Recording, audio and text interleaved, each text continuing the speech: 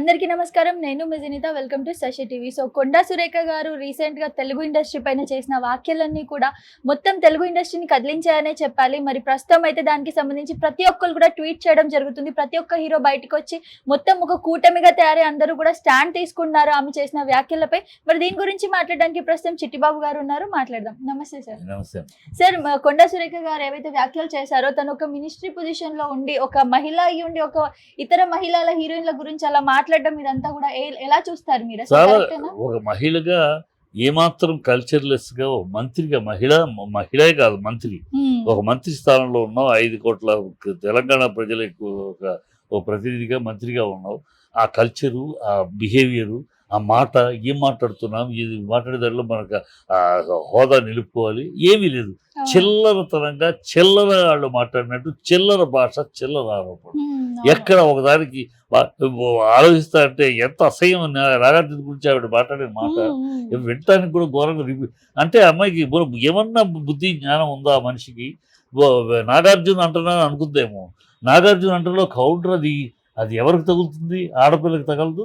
ఆ అమ్మాయి అంటే నీ ఉద్దేశంలో ఆ అమ్మాయి సమంత ఎవరి దగ్గరికి వెళ్ళి పడుకోమంటే అలా పడుకునే బాబత? నాగార్జున గారి ఫ్యామిలీ ఒక నాగార్జున స్థాయిలో ఉన్న ఒక వ్యక్తి అంత పొజిషన్ లో అలా చెప్తారా? అసలు చెప్తారా? అలాంటి మీ బతుకులు అలాంటివి. బహుశా మీ బతుకులు, మీ కుటుంబ నేపథ్యాలు, మీ యొక్క బంధువుల నేపథ్యాలు అలాంటిదేమో. అందుకని మీకు అలాంటి ఆలోచనలు వస్తాయి. ఇక్కడ మా బతుకులు అలాంటివి కావు. నాగార్జున ఫ్యామిలీ, అక్కినేని ఫ్యామిలీ ఒక 5 దశాబ్దాలుగా ఈ ప్రపంచ ఆంధ్ర రాష్ట్ర ప్రజలకి, తెలుగు ప్రజలందరికీ ఒక పేరున్న కుటుంబం. అది ఏనాడు ఒక చిల్లర బతుకు. కానీ మీలాంటి రాజకీయ చిల్లరతనాలు మీరు చేస్తూ ఉంటారు. రాజకీయాల్లో చిల్లరతనాలు, రోజుకో చిల్లరతనం మీద ఉంటుంది. వాళ్ళ జీవితాల్లో ఎప్పుడు లేవు. ఎప్పుడు ఆ కుటుంబానికి, అక్కినేని కుటుంబానికి ఒక గౌరవప్రదమైన కుటుంబం. ఒక అక్కినేని కుటుంబం అయినా, ఒక నందమూరి కుటుంబం అయినా, ఒక ఘట్టమనేని కుటుంబం అయినా, ఏదో ఒక పద్ధతిలో పెరిగిన కుటుంబాలు. ఒక కృష్ణరాజు గారు ఇలా అంటే ఆనాటి తరంలో అందరూ గౌరవప్రదంగా వాళ్ళ కుటుంబాన్ని గౌరవంగా చూస్తారు. మీ రాజకీయ చిల్లరతనాలు లేవు. మీకు అవి అలవాటైపోయి మీరు అందరిని అలా మాట్లాడతారేమో. బుద్ధి ఉండాలి. ఏం మాట, ఏ ఆధారం ఉందో మాట్లాడుతున్నావు నువ్వు? నీకు చెప్పారా సమంత కానీ మనోడు కానీ నీకేమన్నా మేము విడిపోవటానికి కారణం కేటీఆర్ చెప్పారా? ఇంకోటి సార్, కేటీఆర్ మొత్తం తెలుగు ఇండస్ట్రీని చెడగొడుతున్నారు, డ్రగ్స్ అలవాటు చేస్తున్నారు, రేవ్ పార్టీస్ అదే అన్న ఆ మాట అన్నందుకే అన్న. ఒక్కొక్కటి అడుగుతా, దీనికి ఎవరు చెప్పారు నీకు? సమంత చెప్పిందా లేదా చేతులు చెప్పాడా మేము విడిపోవడానికి కారణం అని? బుద్ధి ఉండాలి మాట మాట్లాడటానికి. నేర్పాడట, అందరికి డ్రగ్స్ అలవాటు చేశాడు. ఎక్కడ ఒక సాక్షి చూపి, అతని వల్ల ఇతను రాజ్యం నేర్చుకున్నాడు సాక్షి చూపి. నీకు ఎలా తెలుసు నేర్పుతున్నాడని? ఊళ్ళో కూర్చోబెట్టి నేర్పుతా. నువ్వేం ఆయన బెడ్రూమ్లోకి వెళ్ళి తొంగి చూసావా, లేకపోతే ఆయన హాల్లోంచి కర్టెన్ చాటు నుంచి చూసావా? ఈ ఇళ్లలోకి జొరపడి, ఇళ్లలోకి జొరపడి కిటికీలోంచి దొంగ చూడటం, లేకపోతే రహస్య కెమెరా పెట్టడం, అలాంటి దుర్మార్గపు లక్షణాలు ఏమైనా ఉన్నాయి మీకు? ఎక్కడ తెలుసు? ఎలా తెలుసు? ఏం ఆధారం ఉన్నాయి చూపించు. ఛాలెంజ్ చేస్తాను. ఒక ఆధారం చూపించు ఆయన డ్రగ్స్ ఇంకోళ్ళకి అలవాటు చేసాడని. రకుల్ ప్రీత్ అయితే డైరెక్ట్ గా నేమ్ తో అన్నారు. రకుల్ ప్రీత్ సింగ్ అని బుద్ధి ఉందా? రకుల్ ప్రీత్ సింగ్ తమ్ముడు ఎక్కడ అరెస్ట్ అయ్యాడు? బాంబే కేసులో. ఇక్కడ కాదు. ఆ సందర్భంలో రకుల్ ప్రీత్ సింగ్ వచ్చింది. ఈయన అప్పుడు పార్టీ ప్రెసిడెంట్, అధ్యక్షుడిగా ఉన్నాడు, ఉప ముఖ్యమంత్రిగా ఉన్నాడు. తనకు ఇంపార్టెంట్ పర్సన్. తనకి ఇక్కడ తన మీద డ్రగ్స్ మీద ఇక్కడ ఇది జరిగినప్పుడు తను కలవడానికి, అంటే నిన్ను కలవడానికి వస్తే నీ బెడ్లో పడుకున్నట్టేనా? అంటే నువ్వు ఎవరినైనా కలవడానికి వెళ్తే వాళ్ళ బెడ్లో పడుకుంటావు. నువ్వు ఆడదానికి కదా, ఇలా కలవడానికి వస్తే బెడ్లో పడుకున్నట్టే. ఈ పిచ్చి మాటలు, ఆ మాట అదేమని నిన్నంటే నువ్వు కలిసే ప్రతి మగవాడి దగ్గర నువ్వు పడుకుంటున్నావా అని అడిగితే ఎలా ఉంటుంది? అసహ్యంగా ఉండదు. ఆ కల్చర్ మాకు ఉండబట్టి మేము అలాంటి మాటలు మాట్లాడతాం. నువ్వు కల్చర్లెస్గా ఆ మాట మాట్లాడతావు. నాగార్జున ఏ ఆధారం పెట్టుకో. ప్లస్ ఎవరో హీరోయిన్లు అంట వెళ్ళిపోయారట. హీరోయిన్లు ఏ హీరోయిన్తో వచ్చి నీకు చెప్పారు? ఏ హీరోయిన్ చెప్పిందట? ఏ హీరోయిన్ దగ్గర వాపోయింది? ఏ హీరోయిన్ నువ్వు ఓదార్చావు? ఈ చిల్లర మాటలు, చీప్ మాటలు, కల్చర్లెస్ మాటలు, కంట్రీ బ్రూట్ మాటలు, దౌర్భాగ్యం మాటలు, జిగుత్సాకరమైన, అసహ్యకరమైన, ఆక్షేపణీయమైన, హేయమైన, ఆశ్రయం చిల్లర మాటలు మాట్లాడటం మానుకోవాలి. ఒక మంత్రిగా నీ గౌరవాన్ని కాపాడుకో, మంత్రిగా నీ విలువను కాపాడుకో. రాజకీయం కోసమని అడ్డదిడ్డంగా అసహ్యమైన మాటలు మాట్లాడి సాటి ఆడదాని లేకుండా అమ్మాయిని గురించి ఇలాంటి వ్యాఖ్యలు చేస్తావా? నాగార్జున గురించి ఇలాంటి వ్యాఖ్యలు చేస్తా? నీ స్థాయి ఏంటి? నీ అంతస్తు ఏంటి? నీ కుటుంబ గౌరవం, నీ కుటుంబ స్థాయి ఏంటి, నీ కుటుంబ గౌరవం ఏంటి, అవును. ఆ కుటుంబం ఏంటి, ఆ కుటుంబాన్ని గురించి మాట్లాడే హక్కు, ఆ స్థాయి నీకు ఉందా, అసలు ఆ హోదా, ఆ అర్హత నీకుందా అని. ఆ కుటుంబం 5 తరాలుగా కుటుంబం ఆంధ్రదేశంలో గర్వించదగ్గ కుటుంబంగా ఉంది. నీకు ఆ కుటుంబానికి సంబంధం ఏంటి? ఏ హక్కుతో విమర్శిస్తున్నాను, ఇలాంటి మాటలు మాట్లాడుతున్నావు? ఏ ఒక్క పర్సన్ అయినా విమర్శిస్తే అది వేరే విషయం సార్. ఇక్కడ మనకి సమంత వచ్చారు, నాగార్జున వచ్చారు, మొత్తం ఫ్యామిలీ అక్కడ కేటీఆర్ ని, రకుల్ ప్రీత్ ని, ప్రతి ఒక్కరిని కూడా లాగేసింది. ఇప్పుడు వీళ్ళందరూ కలిసి ఎలాంటి స్టాండ్ తీసుకుంటే ఇలాంటివి జరగకుండా ఉంటా అంటారు? ఎలాంటి స్టాండ్ ఏముందమ్మా, ఇవాళ రాజకీయాల్లో అడ్డమైన అడ్డగోలు మనుషులు, సంస్కారము శృతి సనాయి లేని మనుషులంతా రాజకీయాల్లోకి వచ్చేసారమ్మా. మాట్లాడటం పద్ధతి లేదు.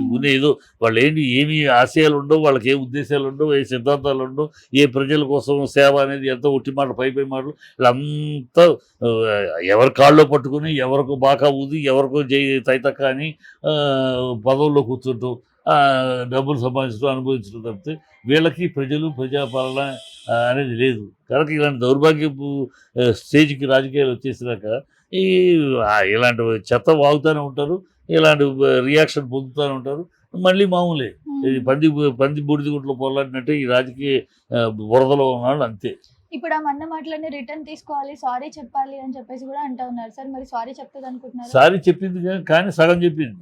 పూర్తిగా కేటీఆర్కి సారీ చెప్పాలి. ఎందుకంటే నువ్వు రాజకీయ విమర్శ కేటీఆర్ చేస్తే నీ ఇష్టం. కేటీఆర్ రాజకీయ విమర్శ చేస్తే ఆయన అంతకైనా దీటైన సమాధానం చెప్తాడు.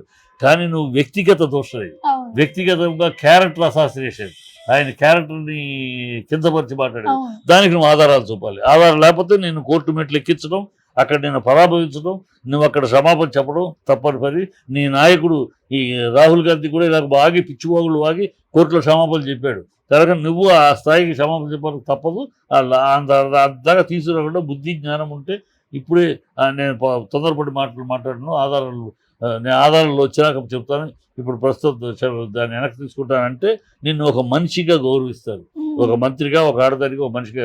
లేకపోతే 2 కళ్ళ పశువు అనుకుంటారు. అండ్ పదవిలో నుంచి కూడా తీసేస్తారు అనుకుంటున్నారా సార్? ఎందుకంటే ఇది చాలా సీరియస్ అయిపోయింది మ్యాటర్ అంతా కూడా. హీరో కూడా ట్వీట్ చేయడం జరుగుతుంది. కాంగ్రెస్ ఇవన్నీ వాళ్ళు కాంగ్రెస్ ఇవన్నీ లెక్క పెట్టుకుని వాళ్ళు ఏదో చేస్తారు అనుకుంటేమ్మా చాలా తప్పు. కాంగ్రెస్ ఇవన్నీ వాళ్ళకి చీని ఉమ్మేసినా కూడా వాళ్ళు పదవులకు ఎలాడుతూ ఉంటారు. ఏదో రకంగా చీని ఉమ్మినా ఇంకోటైనా పదవిలో కూర్చుంటే చాలు వాళ్ళకి.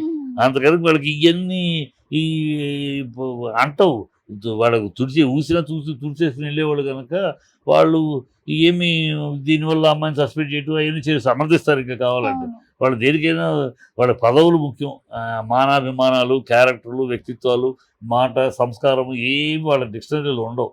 వాళ్ళంతా పదవులు, అవినీతి, ఆశ్రిత పక్షపాతం, ఏదో అబద్ధాలు, ఈ తప్పితే వాళ్ళు ఇంకా దేనికి ఉండదు. కనుక దీని ఏదో వాళ్ళు ఏదో యాక్షన్ తీసుకుంటారు నేను నమ్మట్లేదు. అందరూ హీరోలు మాత్రమే ట్వీట్ చేస్తున్నారు, హీరోయిన్లు ఎవరు ఎందుకు సార్ స్టాండ్ తీసుకోవట్లేదు? భయపడుతున్నారంటారా? ఈ పెంట మీద మళ్ళీ రాయి ఉంది కదా, ఆల్రెడీ బాబు సుమంతని పెడుతున్నారు.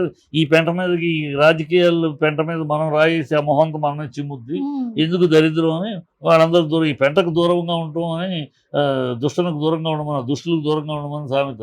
అందుకని ఈ దుష్టులు, ఈ పెంట, ఈ రాజకీయ పెంట మీద మనం వెళ్ళి, రాజకీయం అంటేనే పెంట కుప్పది, బురదలో పురుగులు లాంటిది, వాటితో మనందుకు దిగటం దూరం ఉన్నాను. ఇప్పుడిప్పుడే కొన్ని డేస్ నుంచి తెలుగు ఇండస్ట్రీ అనేది పెరుగుతుంది. అమ్మాయిలు కూడా, తెలుగు అమ్మాయిలు కూడా యాక్టింగ్ చేయడానికి, హీరోయిన్స్ అవ్వడానికి బయటకు వస్తున్నారు. ఇలాంటి టైంలో ఇలాంటి టాపిక్స్ అన్ని జరిగినప్పుడు ఇంకా వాళ్ళు బయటకు వస్తారా సార్? అసలు ఎందుకు ఎవరో మాట్లాడితే అమ్మా, ఈ రాజకీయ పురుగులు మాట్లాడిన దానికి ఎవరు పెద్ద కేర్ చేయరు సమాజంలో.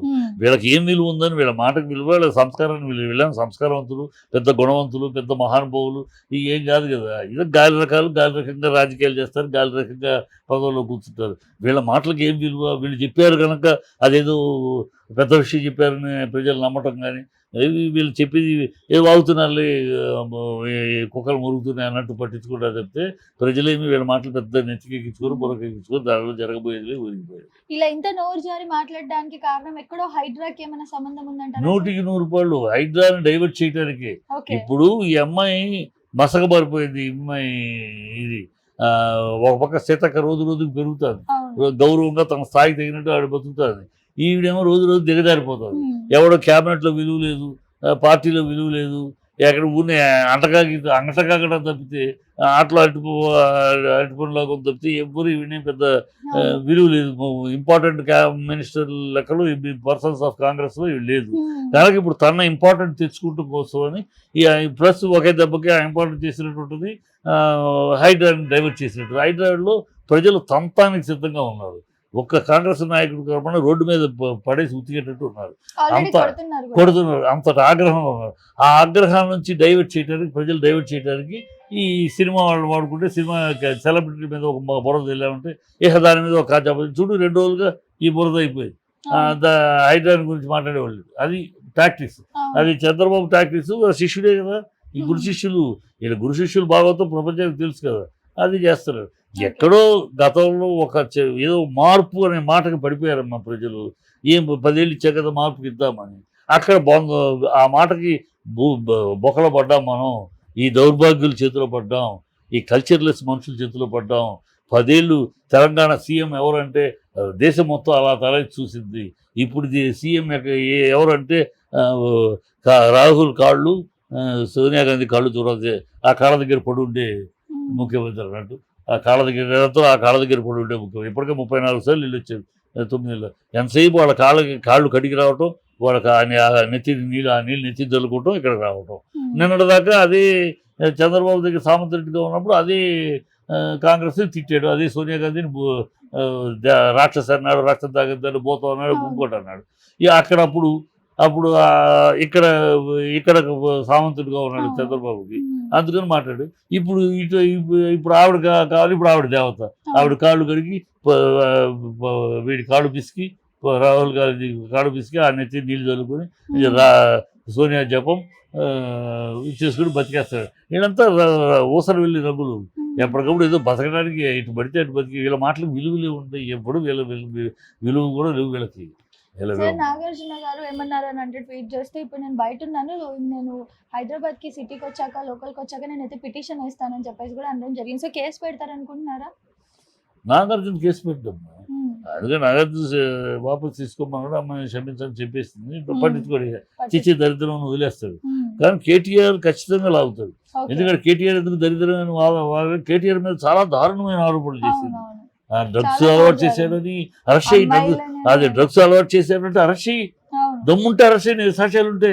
అరే అమ్మాయిలు వేధించాడని, అమ్మాయిలు హీరోయిన్ వదిలి వెళ్ళిపోయారట. ఎవరు చెప్పారు నీకు? ఏమి చెప్పి, ఏ ఆధారంతో మాట్లాడుతున్నావు?